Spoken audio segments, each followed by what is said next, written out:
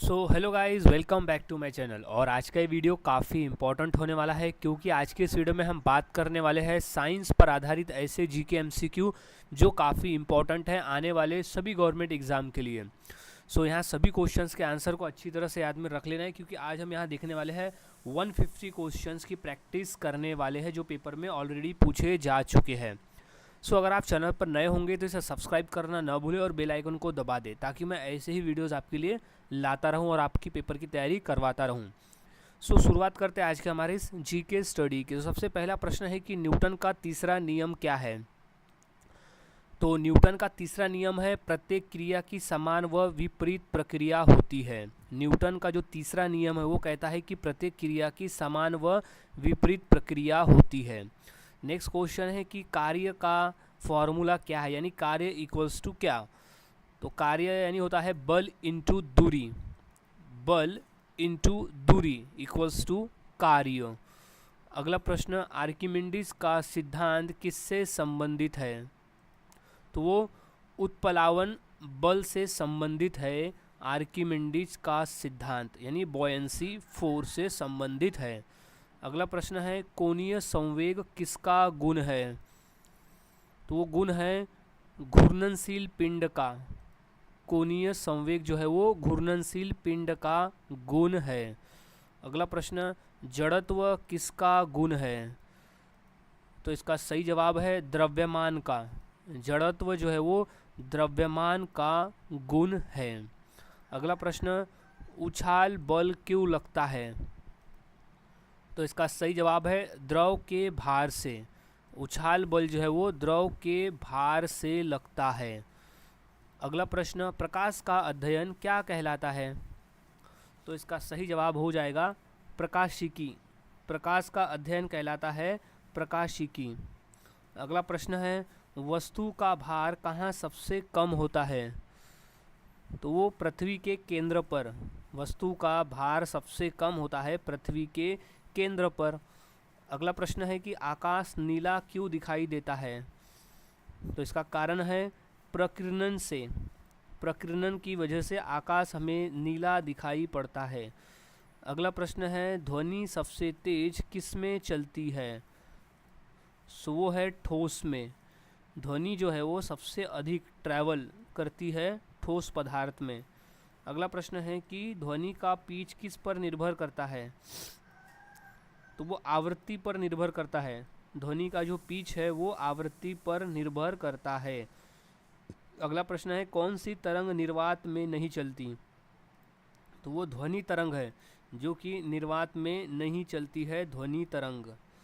अगला प्रश्न है, ओजोन परत किसे रोकती है। तो वो पराबैंगनी किरणों को रोकती है। ओजोन की जो परत है वो पराबैंगनी किरणों को रोकती है। अगला प्रश्न है कि एक्सरे की खोज किसने की थी। तो वो रोटेंजन ने की थी। एक्सरे की खोज रोटेंजन नामक वैज्ञानिक ने की थी। अगला प्रश्न है, दूरी मापने का यंत्र कौन सा है। तो वो है ओडोमीटर।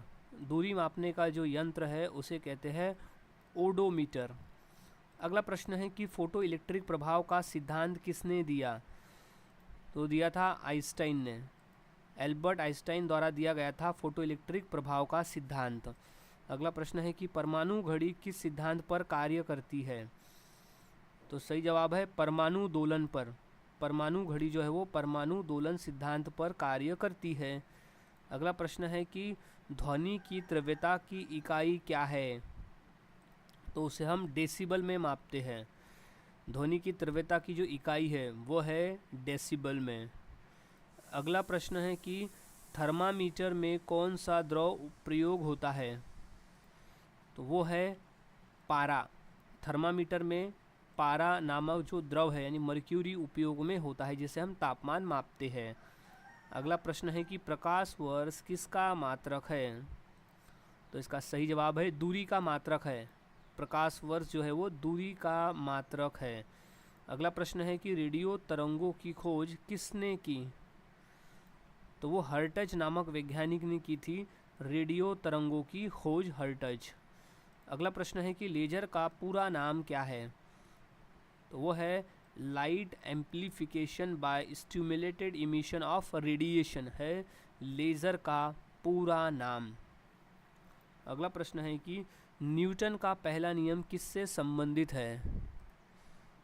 तो वो संबंधित है जड़त्व से। न्यूटन का पहला नियम जो है वो जड़त्व से संबंधित है। अगला प्रश्न है नाभिकीय ऊर्जा किससे प्राप्त होती है? तो वो होती है नाभिकीय संलयन या विखंडन से। नाभिकीय संलयन या विखंडन से प्राप्त होती है नाभिकीय ऊर्जा। अगला प्रश्न है ध्वनि की तीव्रता किस पर निर्भर करती है? तो वो आयाम पर निर्भर करती है। ध्वनि की जो तीव्रता है वो ध्वनि की आयाम पर निर्भर करती है। अगला प्रश्न है तापमान की ऐसा इकाई क्या है? तो तापमान की ऐसा इकाई होती है केल्विन में। याद रखना है तापमान की जो ऐसा इकाई होती है वो केल्विन में होती है। अगला प्रश्न है पारे का क्वथनांक कितना होता है? तो वो होता है 357 डिग्री सेल्सियस होता है पारे का क्वथनांक। अगला प्रश्न है बिजली के बल्ब में कौन सी गैस भरी जाती है? तो इसका राइट जवाब है आर्गन गैस भरी जाती है बिजली के बल्ब में। मोस्ट इम्पॉर्टेंट क्वेश्चन है, इसे अच्छी तरह से याद में रख लेना है। नेक्स्ट प्रश्न है किसी वस्तु की गतिज ऊर्जा किस पर निर्भर करती है? तो वो द्रव्यमान और वेग पर निर्भर करती है। किसी वस्तु की जो गतिज ऊर्जा है वो उसके द्रव्यमान और उसके वेग पर निर्भर करती है। अगला प्रश्न है कि परमाणु में ऋणात्मक आवेश कौन वहन करता है? तो वो इलेक्ट्रॉन वहन करता है। परमाणु में जो ऋणात्मक आवेश है, जो नेगेटिव चार्ज है, वो इलेक्ट्रॉन वहन करता है। अगला सवाल है विद्युत प्रतिरोध की ऐसा इकाई क्या है? तो वो है ओम। विद्युत प्रतिरोध की जो ऐसा इकाई होती है वो है ओम। अगला प्रश्न है चुंबक के समान ध्रुवों के बीच क्या होता है? तो वो विकर्षण होता है, यानी एक दूसरे से वो अलग होते हैं। सो चुंबक के समान ध्रुवों के बीच में डिस्ट्रैक्ट होता है यानी विकर्षण होता है। अगला प्रश्न है कि प्रकाश का अपवर्तन किस नियम से संबंधित है? तो वो स्नेल नियम से संबंधित है। प्रकाश का अपवर्तन जो है वो स्नेल नियम से संबंधित है। क्वेश्चन इंपॉर्टेंट है, अच्छी तरह से इसे याद में रख लेना है। अब नेक्स्ट क्वेश्चन है कि वह बिंदु जहाँ प्रकाश किरणें मिलती है वह क्या कहलाता है? तो उसे कहते हैं फोकस। वह बिंदु जहाँ प्रकाश किरणें मिलती है वो फोकस कहलाती है। अगला प्रश्न है कि ध्वनि की गति किन पर निर्भर करती है? तो वो तापमान और माध्यम पर निर्भर करती है। ध्वनि की जो गति है वो तापमान और माध्यम पर निर्भर करती है। अगला प्रश्न है कि दर्पण का वह भाग जो चमकाया जाता है वह क्या कहलाता है? तो उसे कहते हैं परावर्तक सतह। दर्पण का वह भाग जो चमकाया जाता है उसे कहते हैं परावर्तक सतह। अगला प्रश्न है कि लेंस की फोकस दूरी किस में मापी जाती है? तो वो मीटर में मापते हैं। लेंस की जो फोकस दूरी है उसे मीटर में मापा जाता है। अगला प्रश्न है चुंबक का वह कौन सा ध्रुव पृथ्वी के उत्तर दिशा की ओर इंगित करता है? तो वो है दक्षिण ध्रुव। याद रखना है दक्षिण ध्रुव। अगला प्रश्न है कि वह पदार्थ जो विद्युत का अच्छा चालक है? तो ऑप्शन में से दिए गए तांबा है जो कि विद्युत का एक अच्छा चालक है। अगला प्रश्न है जूल का नियम किससे संबंधित है? तो वो ऊष्मा से संबंधित है। जूल का जो नियम है वो ऊष्मा से संबंधित नियम है। अगला प्रश्न कौन सी किरणें चिकित्सीय उपयोग में आती है? तो वो एक्सरे है जो कि चिकित्सा के उपयोग में आती है, एक्सरे। अगला प्रश्न है मानव नेत्र का लेंस किस प्रकार का होता है?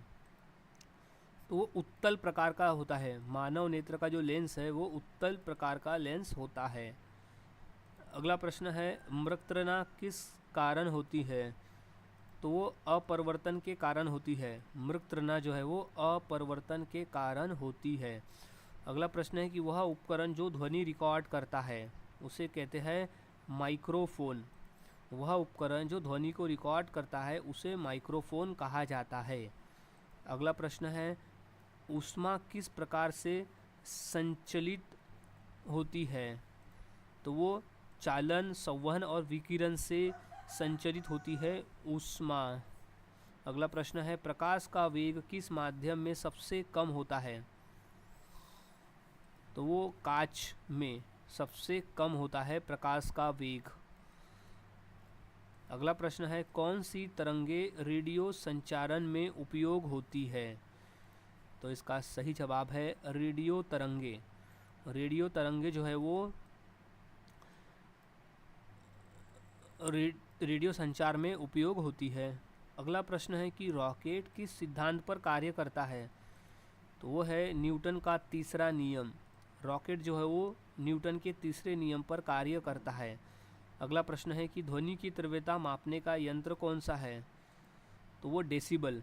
ध्वनि की तीव्रता को हम डेसिबल में मापते हैं, यानी डेसिबल एक यंत्र है जिसमें मापते हैं और उसकी यूनिट है वो भी डेसिबल में होती है। अगला प्रश्न है कि आकाश में इंद्रधनुष किस कारण दिखता है?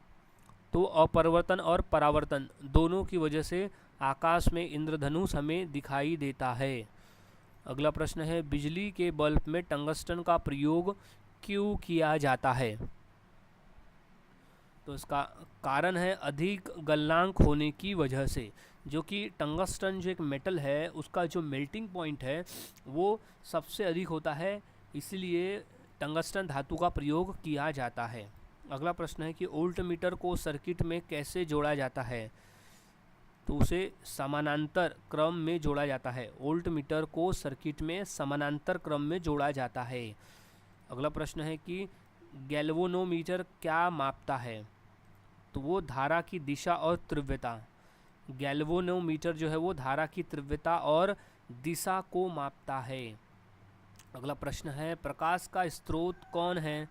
तो दिए गए ऑप्शन में से सूर्य भी है, दीपक भी है, तारा भी है, तो ऑप्शन नंबर जो डी सभी हो जाएगा इसका सही जवाब। प्रकाश का जो स्रोत है वो सभी है। अगला प्रश्न है कि रेडियोधर्मिता की खोज किसने की? तो वो बेकरल ने की थी। रेडियोधर्मिता की जो खोज है वो बेकरल नामक वैज्ञानिक ने की थी। अगला प्रश्न है कि गामा किरणें किससे निकलती है? तो वो रेडियोधर्मी पदार्थ से निकलती है गामा किरणें। इम्पॉर्टेंट प्रश्न है ये, गामा किरणें निकलती है रेडियोधर्मी पदार्थ से। अगला प्रश्न है कि लेजर का उपयोग कहाँ किया जाता है? तो लेजर का प्रयोग हम चिकित्सा में करते हैं। लेजर का उपयोग चिकित्सा के क्षेत्र में किया जाता है। अगला प्रश्न है कि किस वैज्ञानिक ने गुरुत्वाकर्षण का नियम दिया? तो वो थे न्यूटन। सर आइजैक न्यूटन ने दिया था गुरुत्वाकर्षण का नियम। अगला प्रश्न है कि द्रव्यमान और ऊर्जा का संबंध किस समीकरण से है? तो वो है E=mc का स्क्वायर। E=mc² होता है द्रव्यमान और ऊर्जा का संबंध। अगला प्रश्न है सौर ऊर्जा का मुख्य स्रोत क्या है? तो वो है नाभिकीय संलयन। सौर ऊर्जा का जो मुख्य स्रोत है वो है नाभिकीय संलयन। अगला प्रश्न है प्रकाश की किरणें सीधी क्यों चलती है? तो वो है माध्यम की समानता के कारण। माध्यम की समानता के कारण प्रकाश की किरणें सीधी चलती है। अगला प्रश्न है कि ओम का नियम किस पर लागू होता है? तो सही जवाब है धातु चालक पर। ओम का नियम धातु चालक पर लागू होता है। अगला प्रश्न है धारा मापने का यंत्र कौन सा है? तो वो है एमीटर। धारा मापने का जो यंत्र है उसे कहते हैं एमीटर। अगला प्रश्न 1 किलोवाट यानी कितना वाट होता है? वो होता है 1000 वाट। 1 किलोवाट 1000 वाट के बराबर में होता है। अगला प्रश्न फाइबर ऑप्टिक्स किस सिद्धांत पर कार्य करता है?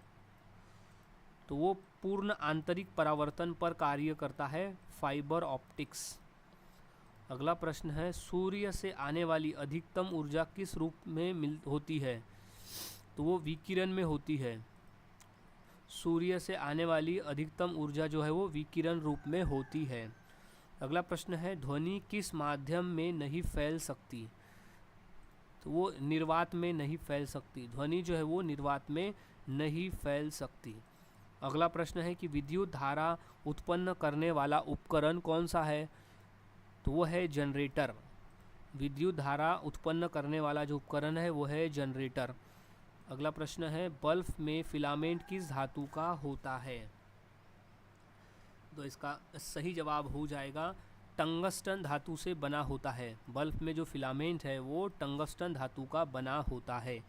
अगला प्रश्न है कि गति की इकाई क्या है? तो उसकी जो इकाई है मीटर पर सेकेंड होती है। गति की इकाई होती है मीटर पर सेकेंड। अगला प्रश्न है कि शक्ति का सूत्र क्या है? तो उसका सूत्र होता है कार्य बाय समय, यानी कार्य बाय समय यानी वर्क, W/T इसका होता है सूत्र। अगला प्रश्न है कि तरंग की गति का फॉर्मूला है आवृत्ति इंटू तरंग दैर्घ्य। तरंग की गति आवृत्ति इंटू तरंग दैर्घ्य। अगला प्रश्न है विद्युत बल का नियम किसने दिया? तो वो कूलम्ब ने दिया था। विद्युत बल का जो नियम है वो कूलम्ब ने दिया था। अगला प्रश्न है कि ऊर्जा संरक्षण का सिद्धांत क्या कहलाता है? तो कहलाता है ऊर्जा नष्ट नहीं होती, केवल रूप बदलती है। ऊर्जा नष्ट नहीं होती, केवल रूप बदलती है, ऊर्जा संरक्षण का यह सिद्धांत है। अगला प्रश्न है कि बल को मापने का यंत्र कौन सा है? तो वो है स्प्रिंग बैलेंस।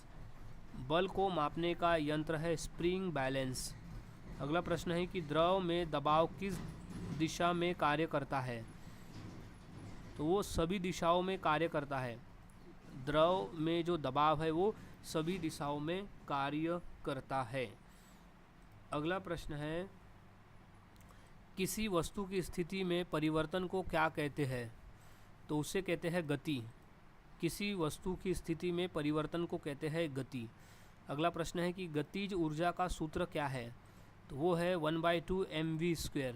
गतिज ऊर्जा का सूत्र है 1/2 mv²। अगला प्रश्न है कि स्थितिज ऊर्जा किस पर निर्भर करती है? तो वो ऊंचाई और द्रव्यमान पर निर्भर करती है। स्थितिज ऊर्जा जो है वो ऊंचाई और द्रव्यमान पर निर्भर करती है। अगला प्रश्न है कि पेंडुलम की आवर्त अवधि किस पर निर्भर करती है? तो उसकी लंबाई पर निर्भर करती है। पेंडुलम की जो आवर्त अवधि है उसकी लंबाई पर निर्भर करती है। अगला प्रश्न है कि किसे सार्वत्रिक गुरुत्वाकर्षण का नियम कहा जाता है? तो वो न्यूटन के नियम को कहा जाता है सार्वत्रिक गुरुत्वाकर्षण का नियम। अगला प्रश्न है कि शून्य घर्षण होने पर वस्तु क्या होगी? तो वो गति करती रहेगी। शून्य घर्षण पर जो वस्तु है वो गति करती रहेगी। अगला प्रश्न है कि किसी वस्तु का द्रव्यमान किससे नहीं बदलता?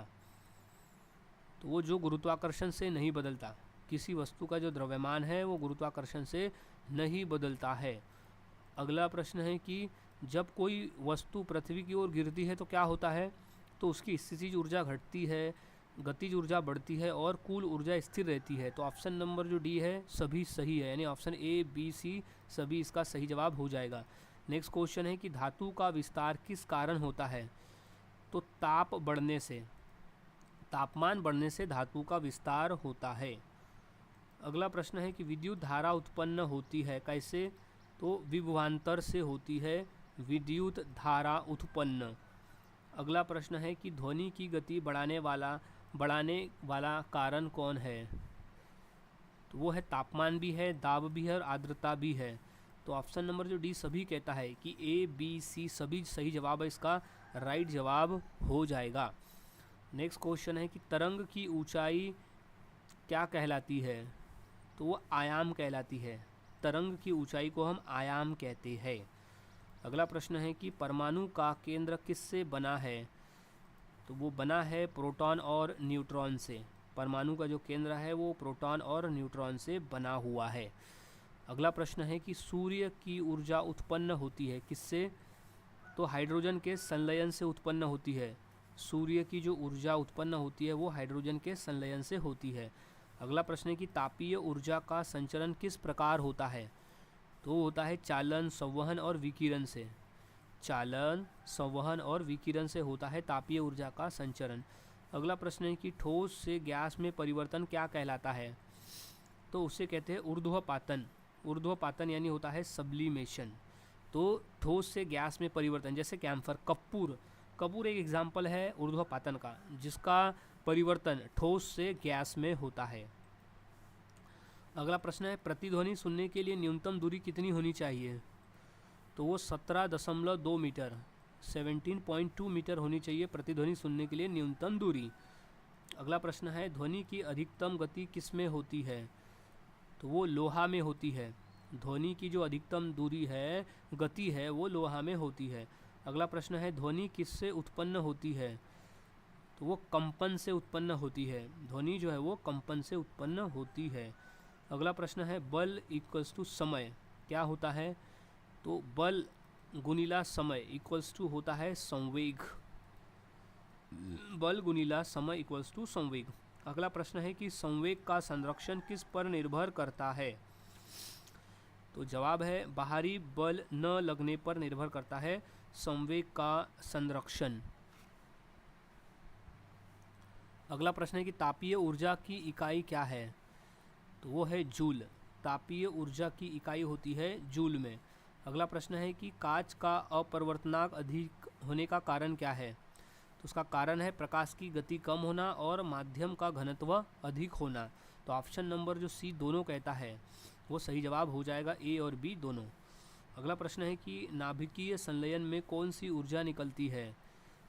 तो ऊर्जा निकलती है ऊष्मा ऊर्जा, प्रकाश ऊर्जा और नाभिकीय ऊर्जा, ये तीनों निकलती है। तो ऑप्शन नंबर जो डी कहता है सभी, इसका राइट जवाब हो जाएगा। अब नेक्स्ट क्वेश्चन है कि बिजली का बल्ब सबसे पहले किसने बनाया? तो वो थे थॉमस एल्वा एडिशन ने बिजली का बल्ब बनवाया था। अगला प्रश्न है कि पंखे में उपयोग की जाने वाली ऊर्जा कौन सी है? तो वो ऊर्जा होती है विद्युत ऊर्जा और यांत्रिक ऊर्जा, ये दोनों ऊर्जा होती है पंखे में उपयोग होने वाली ऊर्जा। सो इसका सही जवाब हो जाएगा ऑप्शन नंबर सी दोनों, ए और बी दोनों। अब नेक्स्ट क्वेश्चन है पिच का अर्थ क्या है? तो पिच का अर्थ है आवृत्ति। पिच का अर्थ होता है आवृत्ति। अगला प्रश्न है जब प्रकाश एक माध्यम से दूसरे माध्यम में जाता है तो क्या होता है? तो उसकी दिशा बदलती है, गति बदलती है और तरंगदैर्घ्य बदलती है। तो ऑप्शन नंबर डी इसका सही जवाब हो जाएगा कि इसमें तीनों परिवर्तन होता है। अगला प्रश्न है कि बल्ब में फिलामेंट के रूप में टंगस्टन का उपयोग क्यों होता है? क्योंकि जो इसका गलनांक है वो अधिक होता है। इसका जो गलनांक है वो अधिक होता है, इसलिए बल्ब के फिलामेंट में टंगस्टन धातु का प्रयोग हम करते हैं। नेक्स्ट प्रश्न है परमाणु बम किस सिद्धांत पर आधारित है? तो वो है नाभिकीय संलयन पर आधारित, नहीं, नाभिकीय विखंडन पर आधारित है। परमाणु बम का जो सिद्धांत है वो नाभिकीय विखंडन पर आधारित है। नेक्स्ट क्वेश्चन है हाइड्रोलिक प्रेस किस सिद्धांत पर आधारित है? तो वो पास्कल के सिद्धांत पर आधारित है। हाइड्रोलिक प्रेस जो है वो पास्कल के सिद्धांत पर आधारित है। अगला प्रश्न है दाब का सूत्र क्या है? तो दाब का सूत्र होता है बल बाय क्षेत्रफल, यानी बल बाय क्षेत्रफल होता है दाब का सूत्र, यानी न्यूटन। इसका फॉर्मूला हो जाएगा न्यूटन पर mm स्क्वायर। नेक्स्ट क्वेश्चन पानी में बर्फ़ क्यों तैरती है? क्योंकि बर्फ़ का जो घनत्व है वो पानी की तुलना में कम होता है, इसलिए पानी में बर्फ़ तैरती है। अगला प्रश्न है किस तरंग की लंबाई सबसे अधिक होती है? तो वो रेडियो तरंग की जो लंबाई है वो सबसे अधिक होती है। अगला प्रश्न चुंबकीय ध्रुवों को अलग किया जा सकता है या नहीं? तो इसका सही जवाब है नहीं किया जा सकता। चुंबकीय ध्रुवों को अलग नहीं किया जा सकता। अगला प्रश्न वह तरल पदार्थ जो ऊष्मा का अच्छा चालक है वो है पारा। दिए गए ऑप्शन में से जो पारा है वो ऊष्मा का एक अच्छा चालक है। अगला प्रश्न प्रकाश का रंग किस पर निर्भर करता है? तो वो है तरंगदैर्घ्य पर और आवृत्ति पर। तरंगदैर्घ्य और आवृत्ति दोनों पर निर्भर करता है प्रकाश का रंग। तो ऑप्शन नंबर जो डी, ए और सी दोनों आंसर कह रहा है वो सही जवाब इसका हो जाएगा। अगला प्रश्न है किसी वस्तु का वेग शून्य होने पर भी कार्य हो सकता है क्या?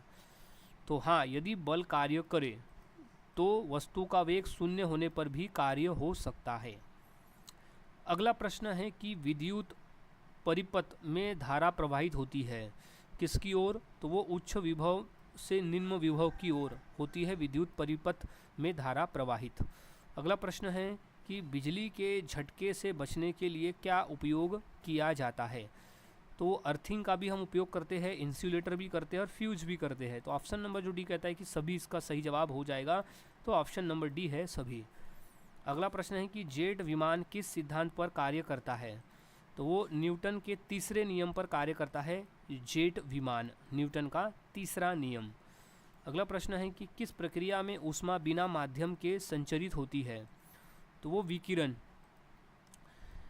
विकिरण के माध्यम से ऊष्मा संचरित होती है। अगला प्रश्न है कि ध्वनि तरंगों की आवृत्ति की इकाई क्या है? तो वो इकाई है हर्ट्ज में। ध्वनि तरंगों की जो आवृत्ति इकाई है वो है हर्ट्ज। अगला प्रश्न है कौन सा यंत्र पृथ्वी की कंपन को मापता है? तो वो है सिस्मोग्राफ। सिस्मोग्राफ जो है वो पृथ्वी की कंपन को मापता है। अगला प्रश्न है कि नाभिकीय रिएक्टर में कौन सा पदार्थ ईंधन के रूप में प्रयोग होता है? तो वह है यूरेनियम। यूरेनियम पदार्थ है जो कि नाभिकीय रिएक्टर में ईंधन की तरह उपयोग में होता है। अगला प्रश्न है चुंबक तत्व की खोज किसने की? वो था हैंस क्रिश्चियन ऑर्स्टेड ने की थी चुंबक तत्व की खोज। अगला प्रश्न है किस प्रकार की ऊर्जा पवन चक्की में प्रयुक्त होती है? तो वो है पवन ऊर्जा। पवन ऊर्जा जो है वो चक्की में प्रयुक्त होती है। अगला प्रश्न है कार्य की एसआई इकाई क्या है? तो कार्य की एसआई इकाई होती है जूल। याद रखना है, कार्य की एसआई इकाई है जूल में। अब नेक्स्ट क्वेश्चन है बल की एसआई इकाई क्या है? तो बल की जो एसआई इकाई है वो है न्यूटन। याद रखना है, बल की एसआई इकाई होती है न्यूटन में। अगला प्रश्न है कि ऊर्जा की एसआई इकाई क्या है? तो ऊर्जा की एसआई इकाई होती है जूल में। ऊर्जा की जो एसआई इकाई है वो है जूल। अगला प्रश्न है दाब की एसआई इकाई क्या है? तो वो है पास्कल। दाब की जो एसआई इकाई है पास्कल। एक पास्कल यानी होता है 1 न्यूटन पर एमएम स्क्वायर। अगला प्रश्न है प्रकाश की गति क्या है? तो वो है 3 × 10⁸ मीटर पर सेकेंड। 3 × 10⁸ मीटर पर सेकेंड होता है प्रकाश की गति। अगला प्रश्न है वायु में ध्वनि की गति लगभग कितनी होती है? तो वो होती है 343 मीटर पर सेकेंड। वायु में जो ध्वनि की गति होती है वो होती है 343 मीटर पर सेकेंड की। अगला प्रश्न है कि ऊष्मा की एसआई इकाई क्या है? तो वो है जूल में। ऊष्मा की जो एसआई इकाई है वो है जूल। अगला प्रश्न है विद्युत धारा की एसआई इकाई क्या है? तो वो है एम्पियर। विद्युत धारा की एसआई इकाई है एम्पियर। अगला प्रश्न है बल। बल इक्वल्स टू का फॉर्मूला क्या है? तो वो है द्रव्यमान इंटू त्वरण। द्रव्यमान गुणिला त्वरण इक्वल्स टू बल। अगला प्रश्न है कि घनत्व का सूत्र क्या है? तो उसका जो सूत्र होता है वो होता है द्रव्यमान बाय आयतन।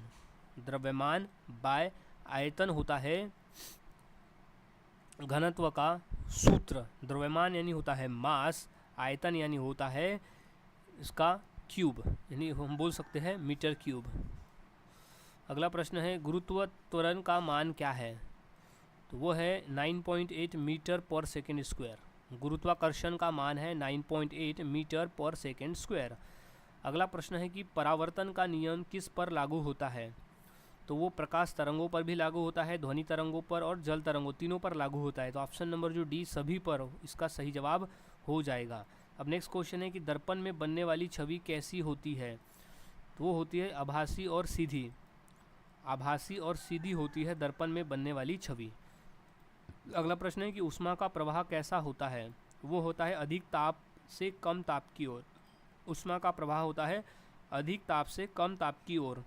अगला प्रश्न है कि प्रकाश का अपवर्तन किस कारण होता है? तो वो होता है माध्यम परिवर्तन से। प्रकाश का अपवर्तन जो है वो माध्यम परिवर्तन से होता है। अगला प्रश्न है कि वाहन में पीछे देखने के बाद कौन सा दर्पण उपयोग होता है पीछे देखने के लिए? तो वो है उत्तल दर्पण का उपयोग हम करते हैं वाहन में पीछे देखने के लिए। अगला प्रश्न है कि ऊष्मा मापने का यंत्र कौन सा है? तो वो है thermometer.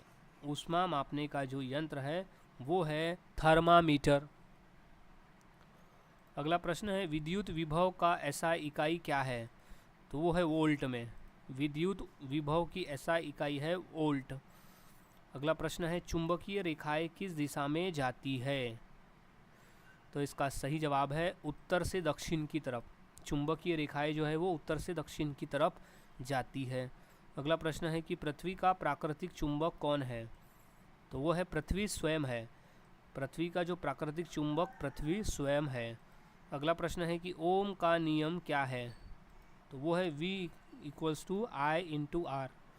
V equals to I into R है ओम का नियम। अगला प्रश्न है कि विद्युत शक्ति की SI इकाई क्या है? तो वो होती है वाट में। विद्युत शक्ति की जो SI इकाई होती है वाट में। अगला प्रश्न है कि 1 वाट यानी कितना? सो वो ऑप्शन में दिया गया है 1 जूल पर सेकेंड। 1 जूल प्रति सेकेंड होता है 1 वाट यानी। अगला प्रश्न है कि रडार में किस तरंग का प्रयोग होता है? तो होता है माइक्रोवेव तरंग का प्रयोग होता है रडार में। अगला प्रश्न है ध्वनि तरंगे कैसी होती है? तो वो होती है अनुदैर्घ्य। ध्वनि तरंगे जो होती है अनुदैर्घ्य होती है। अगला प्रश्न है कि वायुदाब मापने का यंत्र कौन सा है? तो वो है हाइड्रोमीटर। वायुदाब मापने वाला जो यंत्र है वो है हाइड्रोमीटर। अगला प्रश्न है बिजली का आविष्कार किसने किया था? तो वो था फ्रैंकलिन नामक वैज्ञानिक ने किया था बिजली का आविष्कार। सो गाइज आज के इस वीडियो में हमने ऐसे इंपॉर्टेंट 150 क्वेश्चंस की प्रैक्टिस की जो कि एग्ज़ाम के पॉइंट ऑफ व्यू इंपॉर्टेंट है। तो यहाँ सभी क्वेश्चंस के आंसर आपको अच्छी तरह से याद में रख लेना है क्योंकि सभी क्वेश्चन पेपर में पूछे जा चुके हैं। सो मिलता हूँ ऐसे ही और नए जीके क्वेश्चंस के साथ अगले वीडियो में। तब तक के लिए चैनल के साथ बने रहे, वीडियोस को देखते रहे और इसी तरह से प्रैक्टिस करते रहे।